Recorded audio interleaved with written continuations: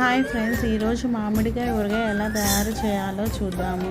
ముందుగా ఒక కడాయి తీసుకొని ఆవాలు మెంతులని డ్రై రోస్ట్ చేసుకొని తర్వాత మెత్తని పొడిలా చేసుకొని పక్కన పెట్టాలి. అలాగే మామిడికాయ ముక్కల్ని చిన్న చిన్న ముక్కలుగా చేసుకొని పక్కన పెట్టుకోవాలి. ఒక బౌల్ తీసుకొని కారము, ఉప్పు, పసుపు, ఆవాలు మెంతుల పొడిని కలిపి పక్కన పెట్టాలి. తర్వాత ఈ మిశ్రమం అంతా బాగా కలిపిన తర్వాత ఒక కడాయి తీసుకొని తగినంత నూనె వేసుకొని నూనె వేడి అయ్యాక ఆవాలు మెంతులు వేసి వేగనించి తర్వాత ఎండుమిర్చి వెల్లుల్లి వేసి కొద్దిసేపు మగ్గనించాలి.